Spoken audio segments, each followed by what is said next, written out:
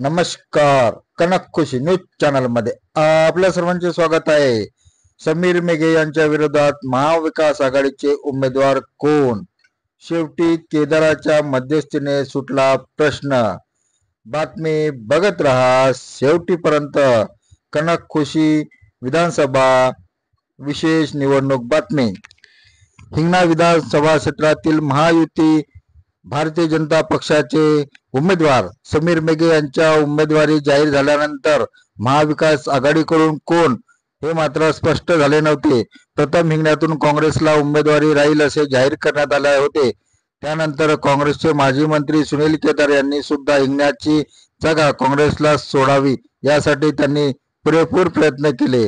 काँग्रेसचे नेता सुद्धा उमेदवारासाठी तयार झाले होते. मात्र अखेर राष्ट्रवादीचे प्रदेशाध्यक्ष जयंत पाटील यांनी हिंगणा विधानसभा क्षेत्रातून राष्ट्रवादी काँग्रेस शरद पवार गटाकडून रमेशचंद्र बंग यांच्या नावाची घोषणा केली.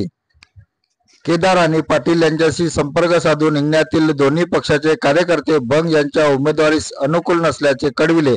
यामुळे राष्ट्रवादी काँग्रेस शरद पवार गटाकडून रमेशचंद्रजी बंग तर उज्ज्वला बोडारे आणि वृंदा नागपुरे यांनी अपक्ष आपली नामांकन अर्ज हिंगणा तहसील कार्यालयामध्ये दाखल केली होती. 4 नोव्हेंबर ही तारीख उमेदवारी अर्ज मागे घेण्याची असल्याने अखेरचा दिवस होता. आता तिघांमधून कोण माघार घेणार आणि कोणाला उमेदवारी मिळणार असे नाटक सुरू झाले. मात्र केदाराच्या भूमिकेकडे सर्वांचे लक्ष लागले होते.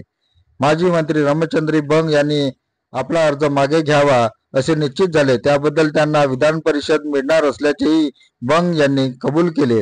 आता बोडारे यांनी सुद्धा आपला अर्ज मागे घ्यावा आणि बंग आणि बोडारे यांनी आपले अर्ज मागे घ्यावे आणि वृंदा नागपुरे यांना उमेदवारी जाहीर करावी असे निश्चित झाले. परंतु रमेशचंद्रजी बंग यांनी एक अट घातली की प्रथम बोडारे यांनी आपला अर्ज मागे घ्यावा, यानंतर मी आपला अर्ज मागे घेईल. परंतु अर्ज मागे घेण्याची वेळ 3 वाजतापर्यंतची होती. 2 वाजताच्या सुरुवातीला बोडारे यांनी आपला अर्ज मागे घेतला. आता केवळ 1 तास शिल्लक राहिला होता. बंग साहेब केव्हा येणार याकडे सर्वांचे लक्ष लागलेले होते. परंतु बंग यांनी आपले कार्यकर्ते मोठ्या संख्येने घरी येऊन घराचे दार बंद केले. यामुळे मला घराच्या बाहेर निघणे शक्य झालेले नाही. 3 वाजायला शेवटची 5 मिनिटे बाकी होती.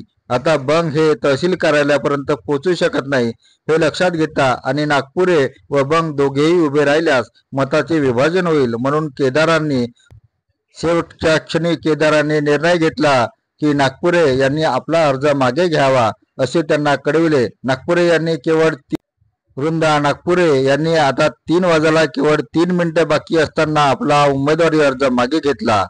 अखेर महाविकास आघाडीचे अधिकृत उमेदवार म्हणून माजी मंत्री रमेश बंग राष्ट्रवादी काँग्रेस शरद पवार गटाचे ठरले. आता माजी मंत्री सुनील केदार हिंगण्यातून महाविकास आघाडीचा उमेदवार निवडून घेण्यासाठी कोणती खडी खेळणार? कारण केदार यांनी हिंगण्यातून मेघे यांच्या विरोधात विजयाचा गुलाल मीच उधळणार अशी घोषणा केली होती. धन्यवाद. आपण बघत होता कनक खुशी न्यूज चॅनल. कनक खुशी न्यूज चॅनलला सबस्क्राईब करा, लाईक करा.